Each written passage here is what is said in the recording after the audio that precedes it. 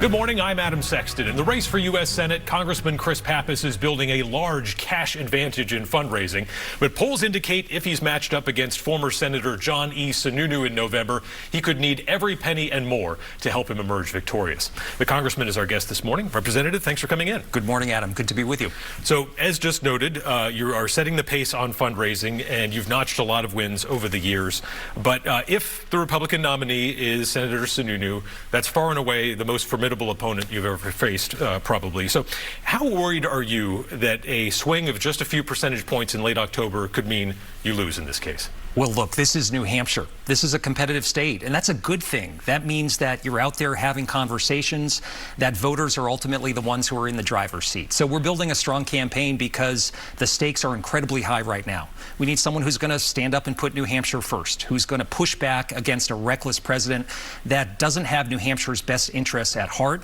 And we need to fight to create a fairer economy, to lower costs, to support things like housing and healthcare and childcare that I'm hearing about all across the state of New Hampshire. So we're building an effort that's authentic, that's based in New Hampshire communities and in our state's values. That's the work that I've done over the last 4 terms in Congress, standing up for what's right, pushing back against my party when they're wrong, working to get things done. And we need that kind of leadership moving forward. So this campaign is going to be a hard-fought contest. Oh, sorry, go ahead. I was just going to say there's a lot of outside interest in this race. We've already seen the Koch brothers spend about $1 million to prop up John Sununu. The National Republican Senate Super PAC has reserved about $17 million worth of ads for the fall already to support him and to attack us. So the fact is, with all this outside special interest money coming into New Hampshire, we got to do a lot of things right. We got to have authentic conversations. I got to gain the confidence of the voters of New Hampshire and show that we can get things done. We can stand up to this president. We can move New Hampshire forward. That's the core of what this campaign's about. What is the case you would make against Senator Sununu? Because we've seen over the last decade there is a decisive chunk of New Hampshire voters who see that Sununu political brand as separate from President Donald Trump. Well, he's been there before. Right? He was defeated by voters in 2008 because he was down the line for an unpopular Republican president. He supported forever wars. He supported privatizing Social Security. He's against a woman's right to choose. And he was very much joined at the hip with the corporate special interests that run Washington, D.C. He spent the last 18 years as part of that revolving door that everyone hates about Washington. So he would potentially come back into the Senate with all sorts of new conflicts and relationships on the outside that are going to make it harder for us to lower the cost of prescription drugs, to hold big oil to account, to hold the line against corporate power in Washington, D.C. and get things done. So I think the answer for New Hampshire right now isn't to go back to a failed candidate or failed ideas that have already been rejected. It's about thinking about the kind of future that we can create, how we can come together, stand up to Donald Trump where he's wrong, fight for health care, fight for housing, fight to lower costs for New Hampshire families, fight to get things done. That's the kind of future that I want to be a part of. As Sununu was in business before he entered Congress in the 90s, and as you noted, he returned to business and did quite well after leaving the Senate. It sounds like, regardless of whether that might have been on the merits, you're going to make that a big issue come November. Well, that was the case when he was in Congress. He was supportive of the bailout of Wall Street. Then he left Congress and got on the board of some of those firms that benefited from the bailout that he supported. This is about New Hampshire families. And what I'm hearing all across the state is people are anxious and worried about the future of this country. They know Donald Trump is taking us in the wrong direction.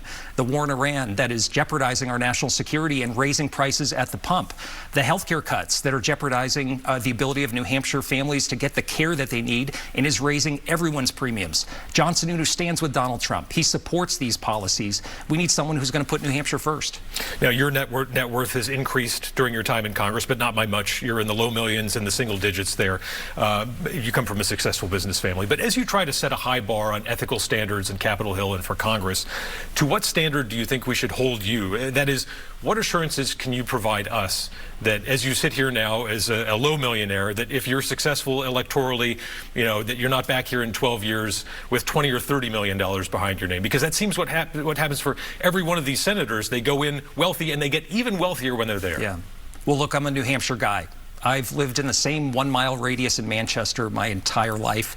And this is always going to be my home. I'm proud of the small business that we have here that has created jobs over the course of the last century.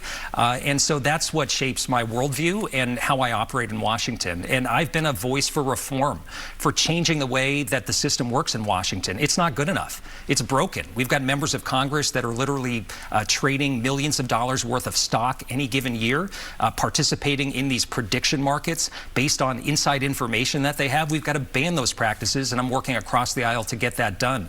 We've got to stand up to an administration where the corruption and grift is right out in the open and insist on tougher ethical standards and accountability.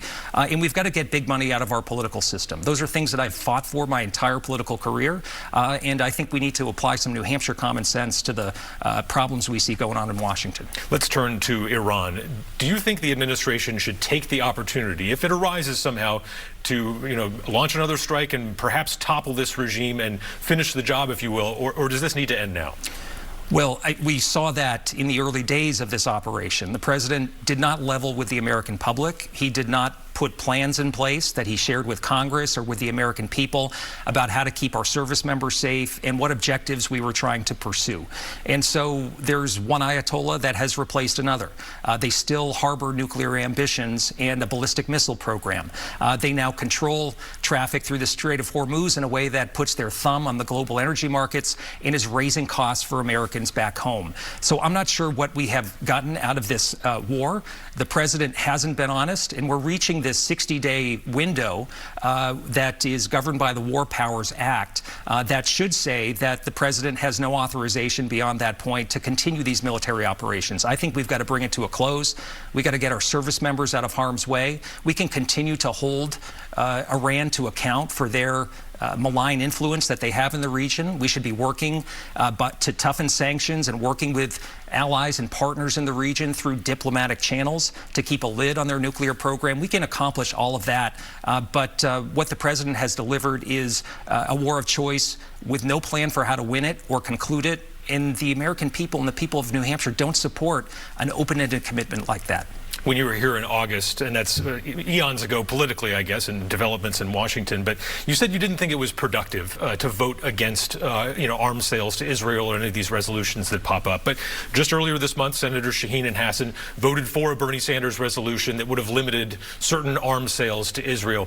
If you were in that same position, would you have voted yes on the resolution now? Yes, and I think Senator Shaheen and Senator Hassan got it right with that vote. That was very much intertwined with the U.S. war effort, and continued sales would, I think, prolong a conflict that is not in the best interest of our national security. And every vote like that, you have to approach from the perspective of what's best for the United States, what's best for our national security interests. And I have a hard time seeing how additional sales, of bulldozers and 1,000-pound bombs is going to bring this war to a conclusion and allow us to protect our national security interests in the region. But what changed in your thinking in 8 months from previously saying just a waste of time? Well, Donald Trump and Prime Minister Netanyahu have launched a war against Iran. That's plainly what has changed. I am a supporter of the U.S.-Israel relationship, and I think we have to lean into our alliances. We have to continue to stand up for human rights, including relief for Palestinians and an opportunity to get on a path to a two-state solution and self-determination. I've long supported that. But in this case, this is about protecting America's national security interests, making sure our troops are out of harm's way, and trying to bring this war to a close that isn't accomplishing any meaningful objectives for the United States. Let's turn to an issue we talked a lot about in 22 and 24, but not so much anymore, and that's the issue of abortion. Democrats ran on it in 24 and didn't have a lot of success in those swing states.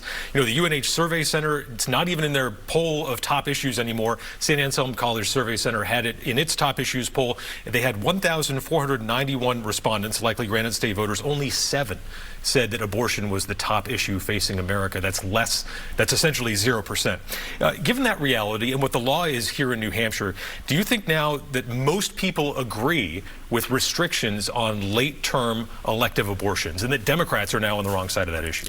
Well, I think we are still exposed, and there's still a political threat to an abortion ban at the federal level and at the state level. And I think we need language in the law that's going to establish the framework of Roe and protect the ability of people to access the care that they need.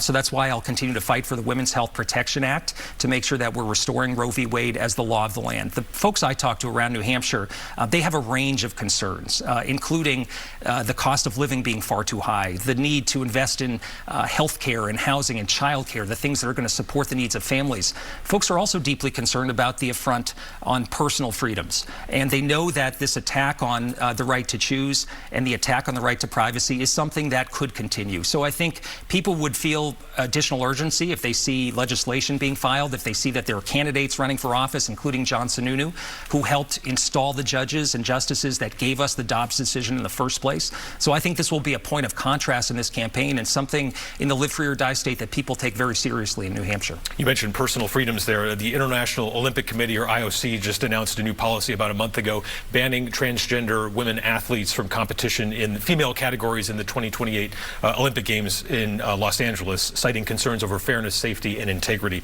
Do you think the IOC made the wrong decision there? Well, I have always said athletic leagues and folks who know sports and people at the local level should be the ones making decisions about what's fair and who should play.